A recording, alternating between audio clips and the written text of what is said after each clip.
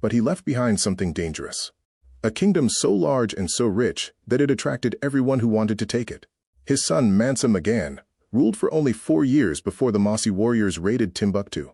The city was attacked, looted, some libraries burned. His successors fought each other for the throne.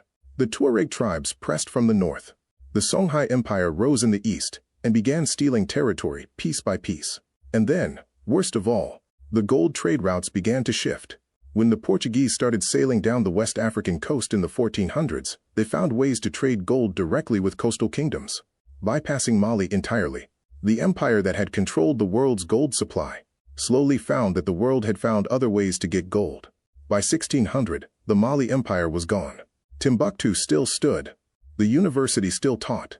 But the empire that Mansa Musa had built at the center of the world had quietly disappeared. Here's what they don't tell you in history class. After Mansa Musa's pilgrimage, European cartographers began drawing West Africa differently. A 1375 map, the Catalan Atlas, shows a figure sitting on a golden throne in the center of Africa, holding a gold nugget above his head. That figure is Mansa Musa. He was so famous that European mapmakers, who had never met him, never visited his kingdom, felt they had to put him on the map, because leaving him out would make the map wrong. The Djinguereber Mosque he built in 1327 still stands in Timbuktu today. People still pray there, every single day. The manuscripts of Timbuktu, over 700,000 of them, survived. Scholars are still translating them. And here is the question I want to leave you with. Mansa Musa commanded the richest empire in history. He funded universities, built cities, and put West Africa at the center of the medieval world. His story was nearly erased completely.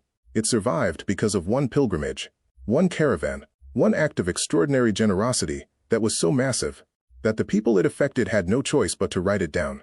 What else has been erased? What other empires, what other kings, what other civilizations existed that we will never know about because nobody was left behind to write it down? Think about that. And if this story surprised you, if you had no idea this empire existed, that's exactly why this channel exists. Subscribe, because next week, we're going to another empire that rewrote the rules, and you've probably never heard of it either.